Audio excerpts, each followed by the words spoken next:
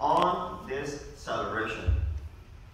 The Christian version of this, we see that just as the Celtics who worship their pagan gods on this day, the Christians who entered the British Isles tried to adopt this celebration, and then with their tradition replaced the pagan gods with their own saints. So there were a lot of these saints that you hear about. They replaced, well, we're not going to worship these pagan gods. We're going to instead replace them with our saints. So Halloween turned into a day on which the Christian saints were commemorated and became the All Saints' Day. However, the customs of the Samhain survived anyway. That was the main thing. Regardless of how you do it, the custom has survived. So you gave it a Christian look into it, you gave it a Christian twist into it, or you gave it, for example, a twist of another land or another place or another ethnicity or another religion, but the culture survived because someone else adopted it, someone else adapted, and they moved on with it, they continued the practice. That was the main thing behind it. So eventually they became intertwined with the Christian holiday. Now, what should we do as Muslims? We're concerned with ourselves. We can care less of who does what as far as these holidays are concerned. Now, when it comes to some of the other holidays of this land, for example, in the month of November, you have Thanksgiving. It's something which is not religiously there, and even the history of it is something, although there's dispute in it, promising. The concept of thanking and thanksgiving, which is لَإِن شَكَرْتُمْ لَأَزِيدَنَّكُمْ. Quran talks about it. They should be thankful. If you can't thank someone else, you can't thank Allah subhanahu wa ta'ala. So it's important that you have the ability to go ahead and thank other people. So the history says people came and they were provided with this turkey, and this is where the concept of Thanksgiving comes about. All the disputes aside, this is the main concept that is mentioned, and therefore people get together and they celebrate. It's one of the biggest holidays. Now going and participating in it from the religious perspective, there's nothing wrong. It's not wrong. You can have the similar because you'll be off from work anyway. Kids will be off from school. You can have a family get together in the name of Thanksgiving, whatever it may be. Nothing wrong with it. You can celebrate that. Similarly, when it comes to Christmas, Christianity believes that Prophet Jesus ﷺ was born on 25th of December. Now we don't know exactly what is the date of his birth. So it has to be one of the dates because he was not God. He was born one day. That itself is a proof that he was not God. He was a son of God or anything of that sort. No, he's a human being. So he was born one day. Let it be 25th of December. If we don't know, do you know the date of his birth? If I don't know, and someone says it's 25th of December, sure. So 25th of December becomes the birth of Jesus Christ. If they're all celebrating, there's nothing wrong in us celebrating the birth of Jesus Christ because he's one of the Ulul Azm Anbiya of the religion of Islam. So celebration of his birth is similar to the celebration of Eid Miladun Nabi that we have. Or the births of our other Mu'asimin that we commemorate and we celebrate. Similar would be the case as far as the birth of Jesus is concerned. So Christmas, there's nothing wrong. Yeah, of course, if you go into the traditional way of what happens in Christian world, in the houses of Christians, when they celebrate Christmas, no, stay away from those things. And the ornaments are being set and kids say, well, all those things are now becoming part of it. Stay away from those things. But as far as the actual celebration, because you're off from school, you're off from work, you could get together, have a family reunion or whatever, there's nothing wrong in celebrating that either. Similarly, these two, for example, could be set aside. But when it comes to celebrations or commemorations such as the Halloween, 31st of October, or, Valentine's Day when it comes to, these are man-made and there's a purpose and a reason behind it. The history behind Halloween, as I mentioned, and I quoted for you from the south of the Samhain, why they would do this, because they believed that the gods and their deceased visited on this day, and to keep the ghosts away, they would have bonfire and they would go ahead and dress in a certain way to scare these ghosts away, or the costumes and the lights were done in order to keep these ghosts away. That is the reason behind it. So what should we do as Muslims? Number one, Islam respects traditions, but not superstitions. I made it very clear in the ayat that I recited from Surah An'am, ayat number 139. Some people just walked in, the ayat says, the pagans of that time would sacrifice an animal or kill an animal and say, well, only the male members of the family can eat it. Females cannot touch this meat. Yes, if the animal died without them killing it on its own, then of course the females can also consume from it. There were some superstitions. These ayat 129, 130 then talks about it and then of course condemns it. So of course Islam respects traditions but not superstitions.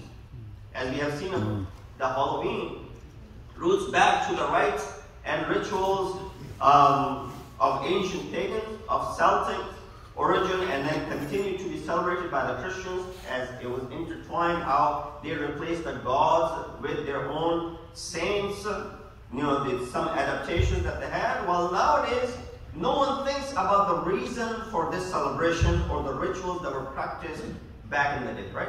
If you go ahead and ask these kids who are trick-or-treating that, do you know the background of it? Do you know why is this being done? They won't have the slightest of the idea, well, we're dressed like this because today the ghosts are visiting and we want to go ahead and ward off these ghosts and we want to go ahead and scare these ghosts away. If you tell them that, of course, they will stop doing this to begin with. As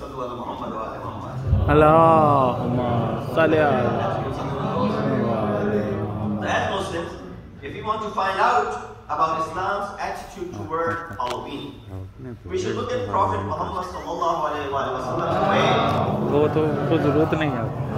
of reacting to such traditional celebrations. As I said, this is not, one of those celebrations, as I mentioned, gave an example of, Thanksgiving or Christmas. Aside from these sort of celebrations, look at the traditional celebrations. At the time of the Prophet and the emergence of Islam, Rasulullah respected most of the traditions and all monotheistic religions that existed at that time. However, he tried to reject these superstitions that existed even within these monotheistic religions and tried to bring some sort of rationale behind it, saying these are based on false beliefs. So he decided to wipe away the superstitious traditions that existed that were practiced in the pre-Islamic era in order to keep the society, which is the newly built Islamic society, void of all of these things. So then the next question that is asked, is Islam against having fun? Of course not. However, there are 3 points that we should observe, or actually 4th one if you count the last one. If I have time, I'll include it as well. That we should observe when we are having fun. Number 1, it does not harm one's self or others, physically or mentally. That thing which you count as something which is for fun, you want enjoyment out of it, this enjoyment should not have anything which harms you or harms others in the process of enjoying. For example, if I want to enjoy it, I'm doing something which is going to harm my neighbor, which is going to bother my neighbor, which is going to have harmful effects on me as well, then of course that is something which is not allowed. So many reports reveal the dangers that threaten people, especially children on Halloween Eve, that these include car accidents which have high rate on this night. Dr. Rebecca Parker, chairwoman of American College of Emergency Physicians Board and Directors, puts and says this is a time when we see an increase of kids being hit and killed by the car. Generally, naturally speaking, because kids are, while we might be careful not letting our kids roam around into other neighborhoods, not everybody is like that. Kids will be roaming around, and when they go, everybody is doing that. It might be that they are not supervised, and God forbid something like this happens. So this is just statistic that says on this night there's a high rate of accidents, and especially children being killed. Also, according to the tradition of this day, people would wear scary costumes to send ghosts coming from the other world of it. That was the tradition, right? The Celtics of that time, the Sahaban, they would think that the ghosts are coming, so they would wear these costumes, especially the scary costumes, spooky costumes, so that they can scare these ghosts away. But as a person who lives in 21st century, we know that such a belief is entirely superstitious. right? Having these ghosts roam around and visit and to go ahead and haunt and do this is irrational. So what is the use of scaring other people and our children when a weird and sometimes disgusting look that some people go ahead and adopt when they are dressed in these costumes? That's number one. So it does not harm you or others around you. That sort of fun, there's nothing wrong with it. Number two, our Islamic duties are not ignored while we are having this sort of fun. Any type of fun which then contradicts by taking us to a place where we neglect our own duties. We become heedless of our wajib. If some wajib is being compromised, if some haram is being committed because of that, then of course this fun, this thing would not be permissible. So as Muslims, we should always be observant of our actions. Even if we are having fun, it is essential to keep in mind that our activities, whatever they are, do not prevent us from that which Allah subhanahu wa ta'ala has commanded us to do, such as salat or psalm and whatnot. And also, nor do they invite us toward committing what has become forbidden, like alcohol and drinking and dancing and participating in inappropriate parties, observing, modesty, of course. So that is point number two. You can have fun. So what is fun, man? If there's no dancing in it, there's no partying in it, there's nothing in it, what? You took all the fun out of it. And then you said, go ahead and enjoy it.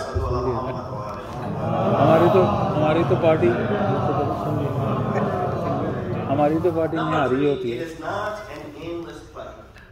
That Islam always recommends us to be aware of what we are doing and think about our intention before any action. Even when we are having fun, there should be something behind it that makes it worthwhile. It's not just something which is in vain. When enumerating the characteristics of the faithful person in Quran, Allah also mentions those who avoid vain actions. Right? Ayah number 3 from chapter 23, talking about the mu'minun, he says, those activities which are, in vain. Lahab and la'ab is part of it. Muslim is expected to avoid them. Now, with all that, these 3 points that I said is Islam against having fun. So I mentioned harm should not be there. Mentioned our duties should not be ignored from halal and haram aspect. And number 3, it should not be an aimless pleasure. Number 4, we won't look like atheists or those who are against God in doing that. So there are certain things that if we were to go ahead and do, then we are walking in line with those who are, atheists, or those who deny the existence of God, or those who do not believe in God. So as mentioned before, Halloween goes back to the Celtic pagans' worship of their idols and many gods. It can be argued today that we don't celebrate Halloween with the intention of worshiping idols or performing the satanic holiday. The rituals are still the same and still represent the Celtic culture and tradition, which was polytheistic. I made these 4 or 5 points, but towards the end, just to bridge everything back. Maulana, you're still not sure. You haven't given us a clear-cut answer. Like a typical Tawzil Masail Masala. Talk about it all, but does not have a clear-cut yes or no. Can be or can be not. Because I'm sure many of the community members, their children have been doing this, and as I mentioned, right away now is a point for them to think about. I think pretty much every year around this time, if Jummah is falling, I talk about this concept, and therefore I get to repeat it. Halloween may have originated from evil and the polytheistic principle, may have. But the activity today doesn't reflect the origins, right? As I said, if you ask the kids, are they wearing these costumes to ward off the ghosts from visiting? Are they going around sharing these candies and doing this trick-or-treating because of some pagan Celtic holiday or something in that line? One cannot say that a child visiting the neighbors and socializing with his community is doing so for the purpose of witchcraft or evil. That's not on their mind. Some social connotations, when looked at for their individual merit, can be accepted. So there are certain things, if you look at that, it is doing what? It is within your own community, within your own neighborhood. You get to go to someone else's house. You get to visit your neighbor that you may have never seen before or heard or talked to before. this is an opportunity, so there's some merit in it. However, that doesn't mean we accept all practices of or social construct presented to us. Meaning that all the other things that are part of it, which then become problematic as far as the point number 2 was concerned. Vandalism, mischief, indecency are all forbidden concepts in Islam. It may be alright for our children to participate in some, but not all rituals. So if they dress in a certain way, some superhero, and if they walk around, knocking on neighbor's door, keeping safety in perspective, and getting the candies, or you putting the candies outside your door, otherwise your door might be egged, you put the candies outside your door in order for the children from the community in the neighborhood to come and pick up. It will not be taking part and participating in that Celtic pagan holiday. So we need to clarify what is appropriate and what is not appropriate to our kids, to our children, and including, not just when we talk about dressing up for Halloween and all that stuff, other things that they're also involved in when it comes to their school. For example, one of the things that people do not even pay attention to is the school dances. They don't even bother asking, can we or can we not? Of course you cannot. The school dances will never fall in the category of permissibility. You'll never find it to be the category which can somehow be permissible. They are designed for the mixing of genders in an environment which is lahab and la'ab, and there's no benefit to the development of the child. Talk to your children about school dances before they talk to you. Explain that this is not something that is allowed in our faith. It's okay to have friends at school, but if they participate in something Allah doesn't like, we don't participate in it either. So, school dances? No. Going around dressing as some sort of superhero because the society is doing this and without any harm to others and yourself. Trick-or-treating, according to the Maraji, it is not it is not problematic and it is okay and nothing wrong with that. Before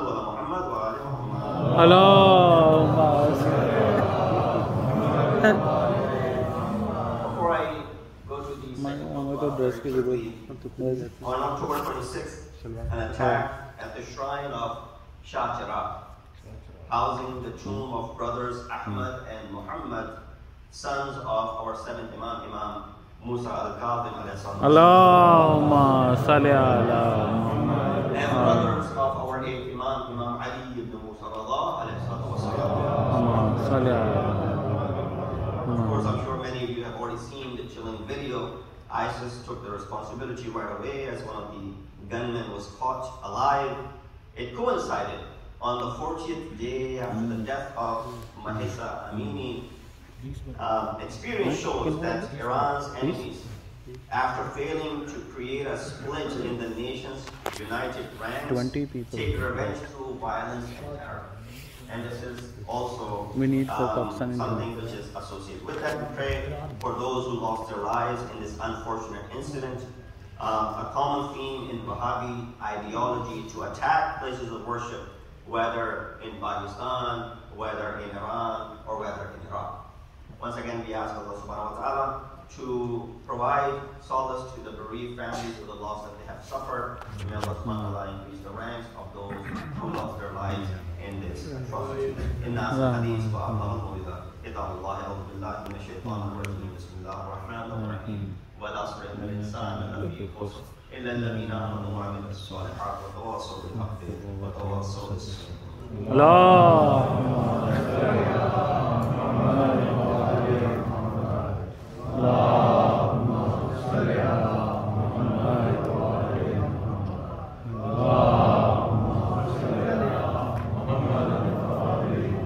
Bismillah ar-Rahman ar-Rahim. Alhamdulillahi alladhi la ilaha illa huwa al-halim al-karim wa ghafiru ad-dhanbi wa qabilu at-tawbi wa huwa al-ghafur ar-rahim. Subhana man sabaqat rahmatuhu wa ghadabat wa basata al-yadayn bir-rahmah. سبحان من لم يكلف نفسا إلا أن وسعها وفعل السيئات ولم يجاز بها.